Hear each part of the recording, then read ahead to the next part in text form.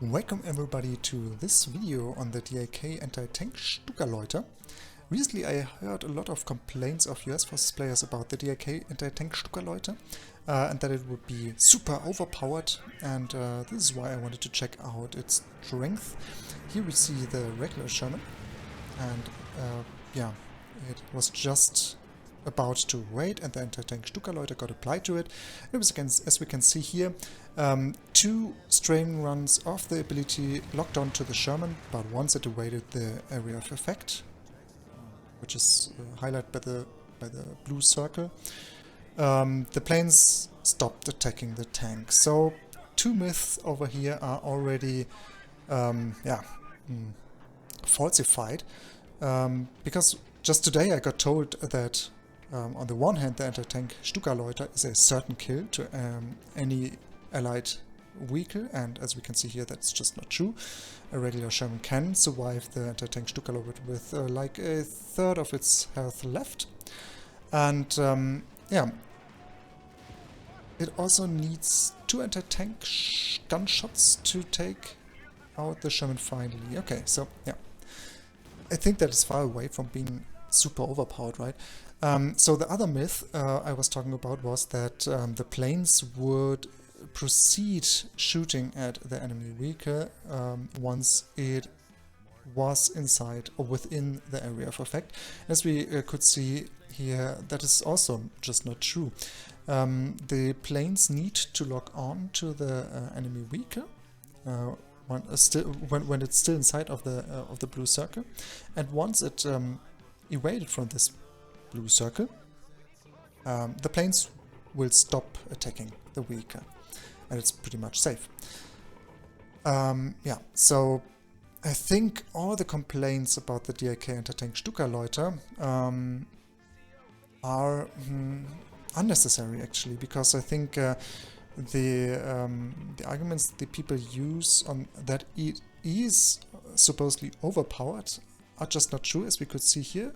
First, it's not able to take out an enemy vehicle on its own. On the other hand, it's not shooting at the vehicle once you evaded the area of effect. And yeah, now I wanted to check out how the DAK anti-tank stuka loiter performs on an easy 8. So, same test. The easy 8 tries to evade, and it did.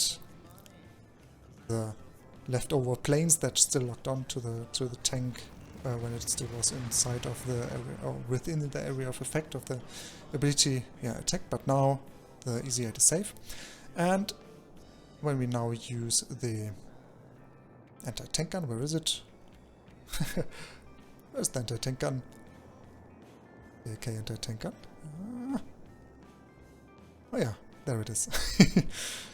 And place it slightly behind the low health Sherman. See that the Sherman survives one hit. And what's happening with the second hit? It also survives the second hit. Okay, and okay, so it basically needs, yeah, okay, the anti-tank gun died, but it basically needs 3 hits of an DAK anti-tank gun to take out the easy 8, even though the anti-tank stuka loiter was applied to the easy 8. So as we can see here, an anti-tank gun and the anti-tank stuka loiter are not enough to take out an easy 8.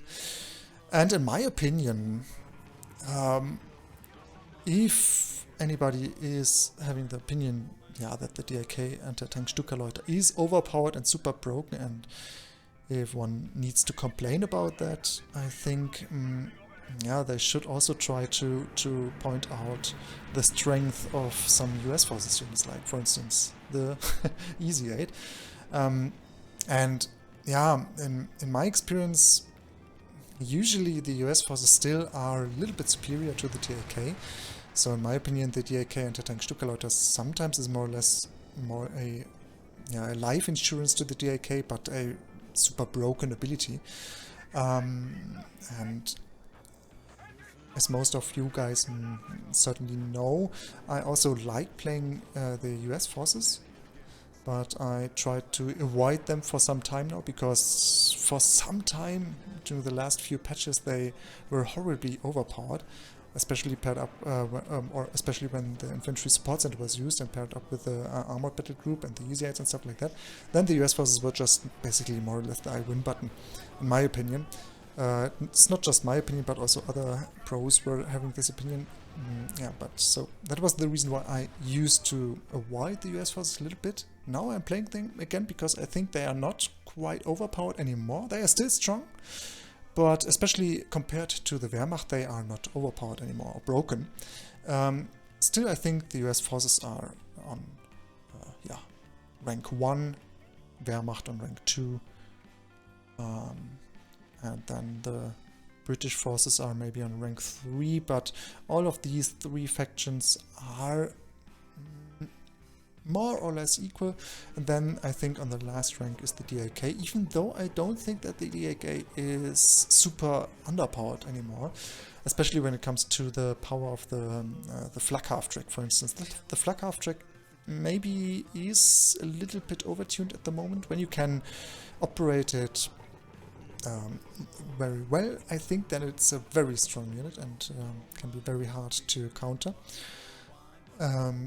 But yeah, still I think the DAK is not an overpowered faction, and I think there's no reason why we all should complain too much about that DAK anti-tank stuka loiter. I don't see why people need to complain about that, but at the same time are having a good time enjoying the US forces, right? I mean, I think it would be more reasonable to just enjoy all of this stuff. Enjoy the anti-tank stuka loiter, enjoy the US forces, especially at the moment, because I think the factions or the balancing improved, and the factions are now all more or less resembling each other when it comes to their power. So everybody, just stop complaining, relax a little bit, let's have a good time. And with that, let's say GG and well played after our future matches. See you guys.